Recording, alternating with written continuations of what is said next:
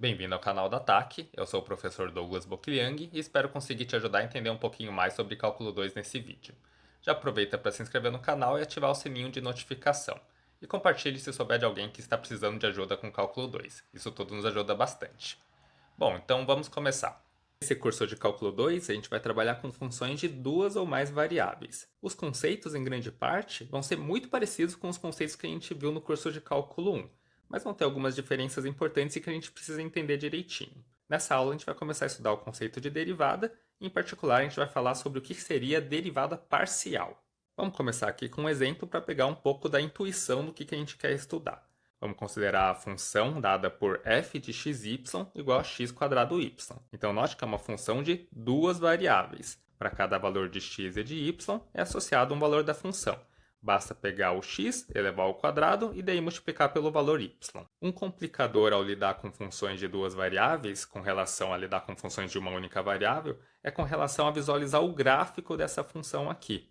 O gráfico de uma função de duas variáveis vai precisar de três dimensões. Duas dimensões por causa do domínio, que é representado aqui por duas variáveis, e mais uma dimensão para falar qual valor que está associado a cada ponto no domínio lá no contradomínio.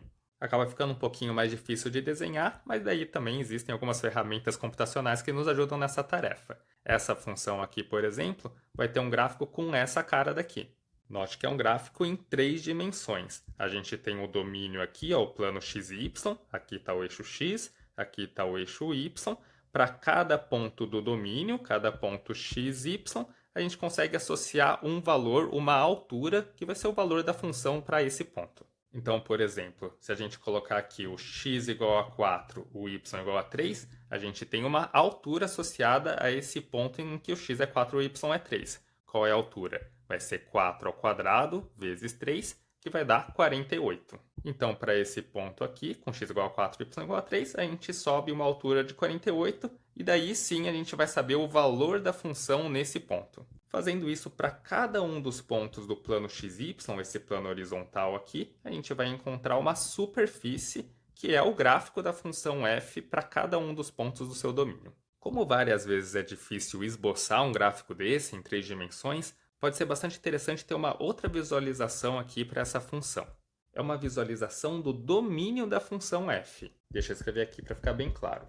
E uma coisa interessante é que o domínio dessa função f tem somente duas dimensões, tem valores em x e valores em y. E daí o que a gente vai representar no domínio dessa função? Vamos representar o que a gente chama de curvas de nível. O que seriam curvas de nível? São os valores no domínio que acabam tendo o mesmo valor lá no contradomínio, ou seja, a mesma imagem. Então, por exemplo, ao analisar o ponto 43 do domínio, a gente calculou o valor dele e a gente viu que dava 48. Mas assim como esse ponto 43, vários outros pontos têm o mesmo valor lá na imagem de 48. O conjunto desses pontos que tem a mesma imagem, o valor 48, é uma curva de nível. É a curva de nível 48 dessa função. Olhando aqui para o gráfico da função f, dada por essa superfície aqui em três dimensões, a gente também conseguiria ter uma ideia de onde vem essa curva de nível. A gente estabeleceria um nível, um valor da função, por exemplo, o valor da função é igual a 48. Isso aqui estabeleceria uma certa altura, representado por esse plano horizontal, em que a altura é sempre 48. Quais são os pontos desse gráfico que acaba tendo essa altura 48? Vai ser a intersecção desse plano com o gráfico da função. Note que dá todos esses pontos daqui, ó. E daí, então, de todos esses pontos, a gente pega qual que é o valor do domínio correspondente a eles. Ou seja, o x desses pontos e o y desses pontos. Para isso, a gente poderia pegar aqui a projeção no plano xy. Seria esse pontilhado em azul aqui. Note que esse pontilhado azul passa para o ponto em que o x é 4 e o y é 3, já que a gente sabe que ele tem altura 48 já.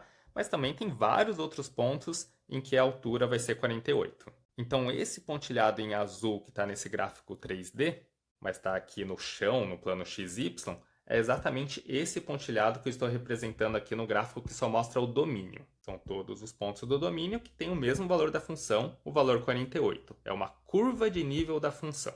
De uma forma análoga, a gente poderia verificar várias curvas de nível dessa função. A gente poderia, por exemplo, verificar qual que é a curva de nível 96. Seria um outro conjunto de pontos, mas que também, sempre que eu pegar o x ao quadrado vezes y para todos esses pontos aqui, acaba dando exatamente a mesma coisa. A função é constante ao longo dessa curva e tem sempre o valor de 96. É uma curva de nível mais alta do que essa daqui. Visualmente, olhando para esse gráfico em 3D, seria estabelecer uma altura igual a 96, seria dado por esse plano horizontal de altura 96, daí ele cruza aqui com a superfície do gráfico de f, cruza nesses pontos, o que representa que esses valores x e y aqui têm um valor da função igual a 96. A gente poderia pegar os valores x e y da projeção aqui no plano xy, seria esse pontilhado em laranja, que eu estou representando nesse gráfico em duas dimensões, que acaba sendo um gráfico mais simples de desenhar. Então eu estou querendo explicar com bastante cuidado essa representação, porque apesar de não ser a representação do gráfico da função, é uma representação mais simples, porque é uma representação que precisa de uma dimensão a menos. Aqui a gente tem somente duas dimensões, enquanto o gráfico da função precisaria de três. É bem mais fácil esboçar esse tipo de gráfico, e ele já nos dá uma informação interessante, porque ele nos mostra mais ou menos como que a função está se comportando. A gente vê, por exemplo, que isso aqui é um nível em que a função está constante, aqui também, mas ao mesmo tempo a gente vê que ela está aumentando nessa direção aqui, para a direita e para cima. Se a gente desenhasse mais níveis, a gente poderia desenhar aqui vários níveis, cada vez um valor da função maior. A gente entenderia que a função está aumentando para lá. Então acaba sendo uma representação que vai ser muito útil para a gente vai usar bastante. Esse tipo de visualização aqui vai ser muito difícil fazer sem ser com uma ferramenta computacional. Bom, então tudo isso para entender um pouco o que é essa função de duas variáveis, mas de verdade o que a gente vai estar querendo ver aqui nessa aula? A gente está querendo começar a estudar sobre derivada, a gente está querendo falar sobre variação da função f. Então a gente poderia se questionar como que a função f varia a partir de um certo ponto, por exemplo, a partir do ponto 4, 3. E a resposta para essa pergunta é depende. Por que depende? Porque depende do como que a gente está variando a partir do ponto 4,3. O ponto 4,3 está aqui. A partir do ponto 4,3 a gente pode se mover em várias direções diferentes. Dependendo de que direção a gente está se movendo, o valor da função vai variar de uma forma diferente. Olhando aqui nesse gráfico que mostra o domínio, a partir do ponto 4,3 a gente poderia variar só o x vindo para cá, a gente poderia diminuir o x vindo para cá, poderia aumentar o y vindo para cá, poderia diminuir o y, ou fazer uma combinação das duas coisas, aumentar tanto o x quanto o y, diminuir o x e aumentar o y, diminuir os dois, diminuir o y e aumentar o x. Então dá para ir em várias direções a partir do ponto 4,3. E daí, dependendo da direção que a gente está andando, a função vai variar de uma forma diferente. E é por isso que a resposta para essa pergunta é um grande depende. Visualmente aqui nesse gráfico, veja que a partir do ponto 4,3, a gente tem essa altura aqui de 48, a gente poderia andar de forma que a função está crescendo, ou então a gente poderia andar numa direção em que a função está decrescendo. Se a gente andar ao longo dessa curva de nível aqui, a gente vai ter que a função nem está variando. Seria o andar ao longo desse tracejado em azul.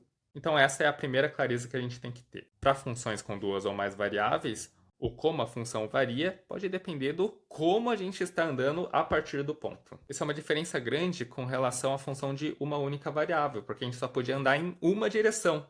Então a pergunta sobre variação da função já era o que acontece com a função quando essa única variável aumenta. Mas agora com duas ou mais variáveis, existem várias formas das variáveis mudarem. Então, para essa primeira aula sobre derivada, em que a gente vai falar sobre derivada parcial, a gente vai especificar um pouco mais a pergunta. A gente vai se questionar como que a taxa de variação da função a partir do ponto 4,3, mas mexendo apenas na direção x. Ou seja, eu estou especificando como que estamos variando o domínio. Olhando o gráfico aqui da função f, aquele gráfico em 3 dimensões, o que a gente está fazendo ao mexer apenas na direção x? A gente está mantendo o y constante, parado no valor de 3, e aumentando o 4 só um pouquinho para a direita. Veja que nesse gráfico daqui, essas linhas que tem na superfície, é para mostrar diferentes valores de y. Então aqui a gente tem o y igual a 1, aqui tem o y igual a 2, aqui para y igual a 3. Na outra direção, a gente tem mudanças no valor de x. Aqui x igual a 1, aqui x igual a 2, x igual a 3, x igual a 4. Por isso que esse é o ponto em que o x é 4 e o y é 3. Travando o y igual a 3, já que a gente está movendo apenas em x, o que a gente está fazendo é andando ao longo dessa curva daqui. Uma outra forma de ver isso é entender que se a gente está travando o y em 3, o y igual a 3 acaba travando um plano vertical. O plano em que o y está travado em 3, então a gente não pode mover mais ao longo aqui da profundidade, ao longo aqui do eixo y, mas a gente pode mover à vontade ao longo do eixo x e à vontade ao longo do eixo z. Por isso que forma esse plano aqui vertical. A gente está travando somente o valor de y, mas z e x podem variar à vontade. E daí a gente pode ver o comportamento da função quando o y está travado em 3. Quer pegar os pontos da superfície de f, que também fazem parte desse plano em que o y é igual a 3. Então dá justamente esses pontos daqui. Uma representação mais simples dessa curva aqui, ao longo da qual a gente está andando, é verificar somente o eixo x e o eixo z, já que o y está travado em 3.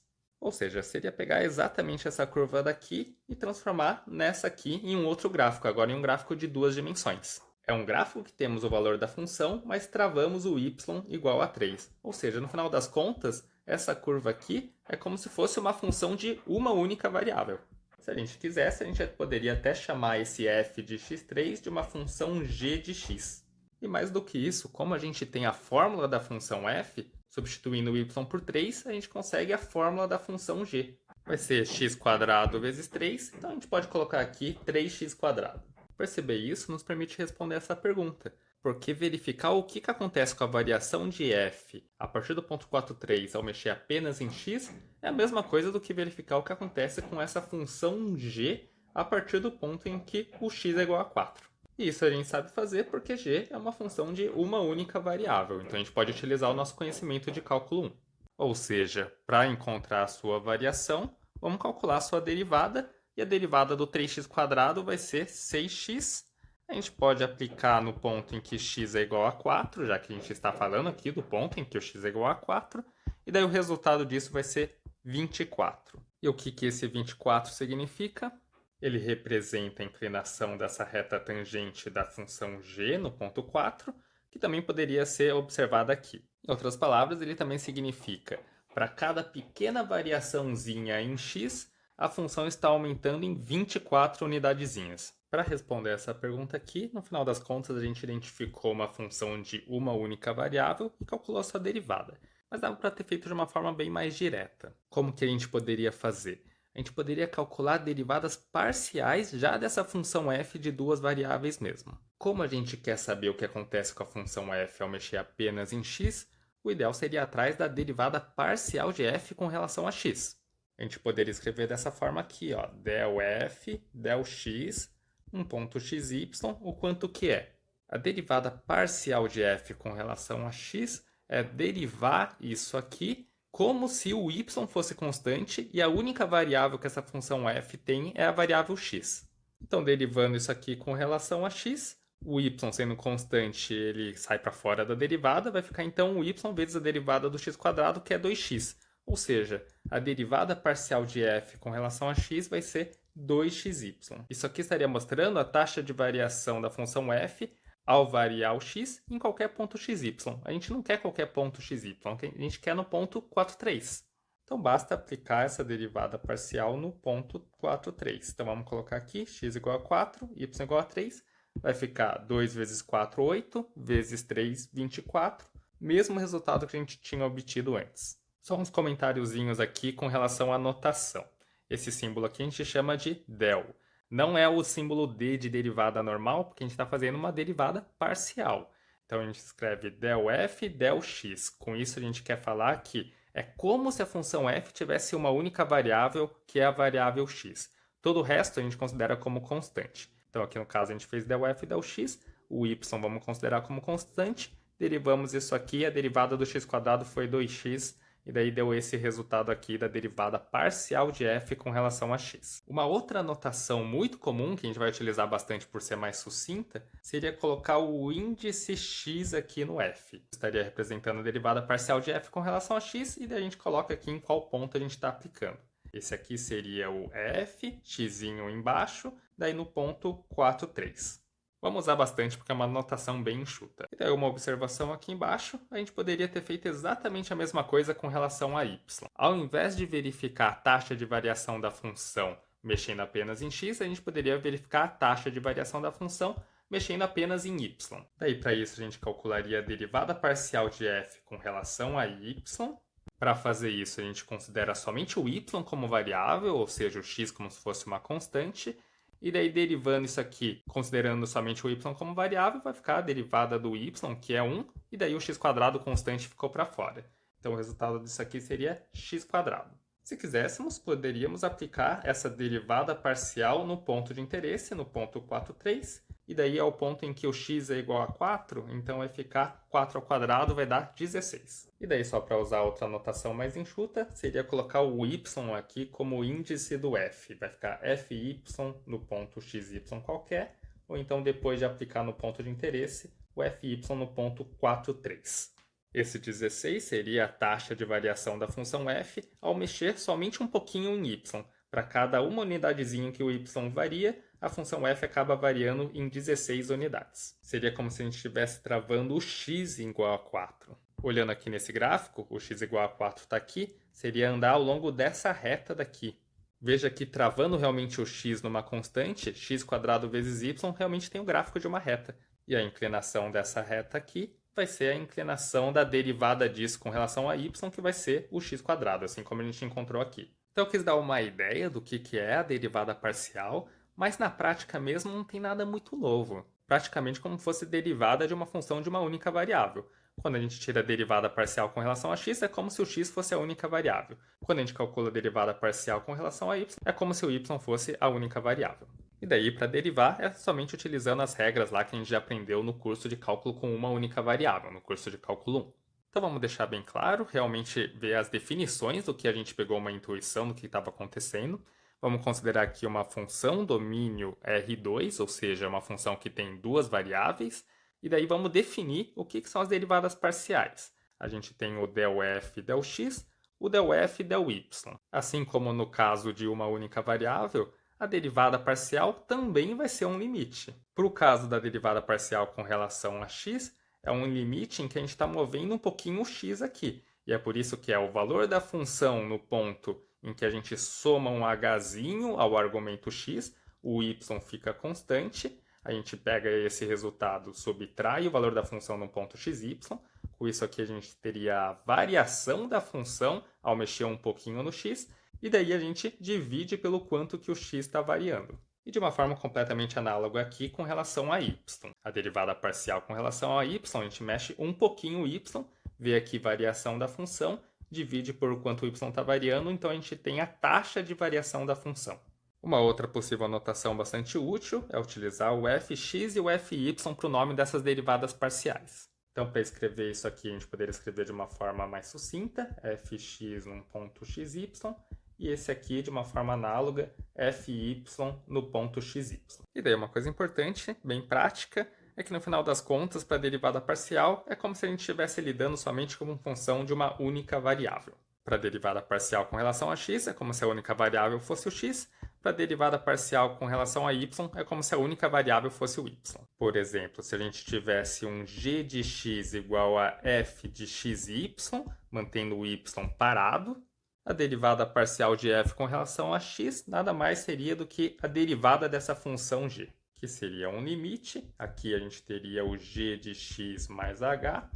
Aqui a gente teria a função g no ponto x, e daí a gente está dividindo por h, ou seja, seria exatamente a definição do que seria a derivada dessa função de uma única variável.